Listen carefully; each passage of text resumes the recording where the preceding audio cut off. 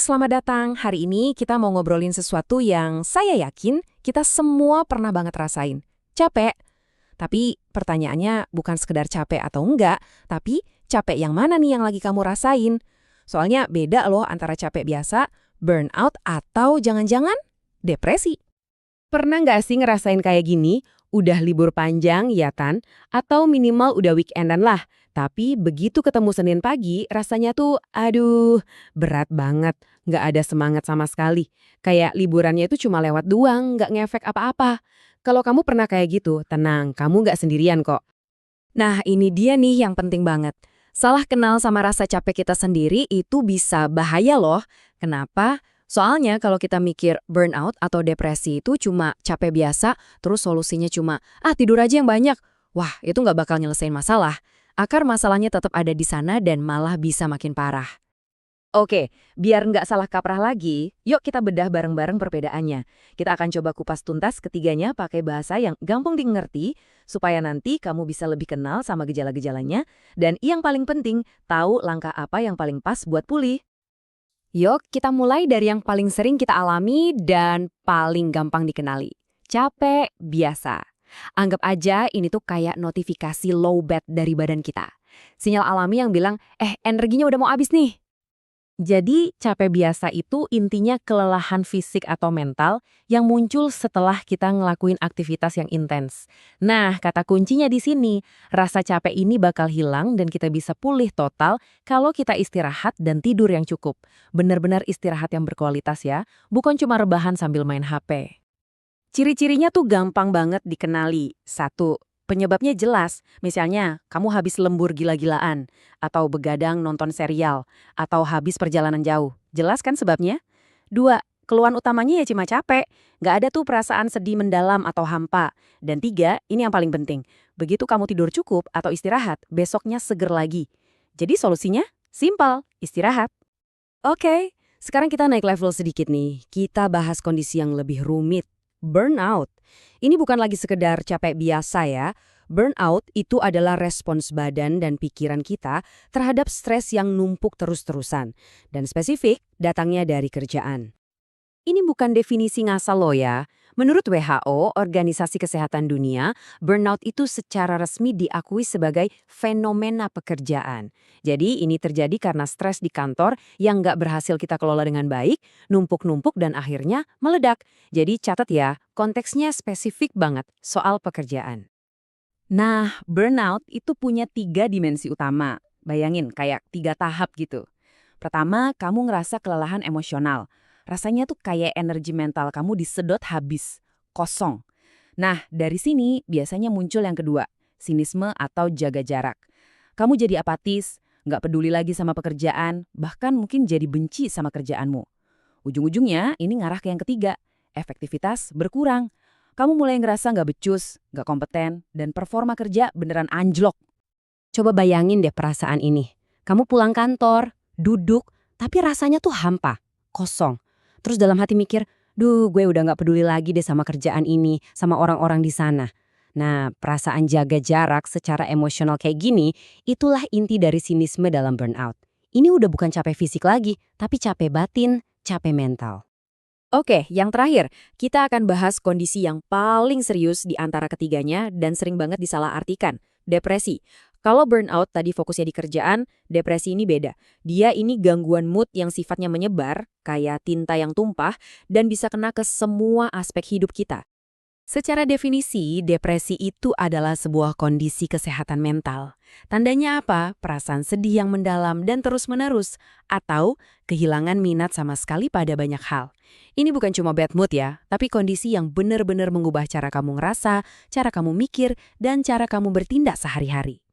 Gejalanya itu jauh lebih dalam dari sekedar capek. Ada rasa sedih atau hampa yang nggak hilang-hilang. Terus, ini yang penting, kehilangan minat pada hampir semua hal, termasuk hobi yang dulu kamu suka banget. Pola tidur dan makan bisa berantakan total.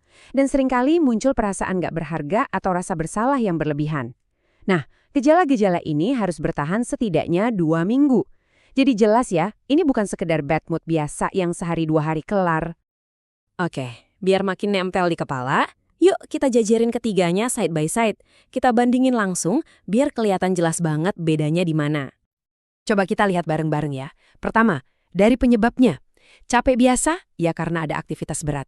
Jelas, burnout spesifik banget karena stres kerja yang numpuk. Nah, kalau depresi, ini lebih kompleks. Bisa campuran faktor biologi, psikologi, dan lingkungan sosial. Lanjut ke lingkupnya. Capek biasa itu cuma soal energi. Burnout fokusnya cuma di kerjaan.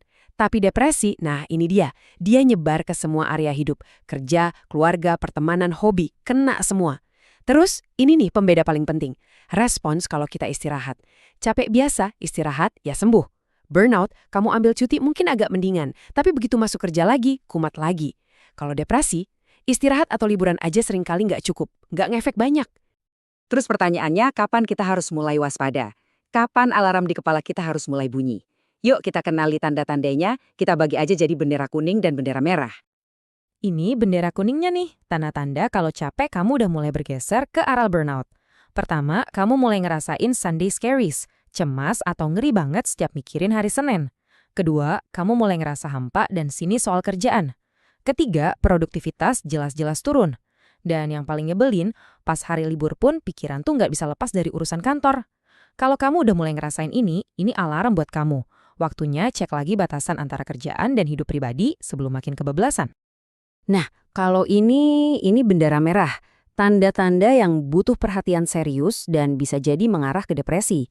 Misalnya perasaan putus asa yang nggak ada habisnya, kehilangan minat sama sekali sama hobi yang dulu kamu suka banget, gangguan tidur yang parah, atau muncul perasaan bahwa diri kamu itu nggak berharga. Dan yang paling darurat, kalau sampai muncul pikiran untuk menyakiti diri sendiri. Kalau kamu atau orang terdekatmu mengalami ini, tolong jangan ditunda lagi. Segera cari bantuan profesional. Sekarang kan gampang banget ya, kalau ngerasa ada yang aneh sedikit sama badan atau pikiran, langsung googling. Tapi ada satu jebakan besar dari kemudahan ini, yaitu self-diagnosis atau mendiagnosis diri sendiri. Yuk kita bahas kenapa ini bisa jadi bumerang. Penting banget buat bedain antara sadar diri sama diagnosis mandiri. Sadar diri itu bagus.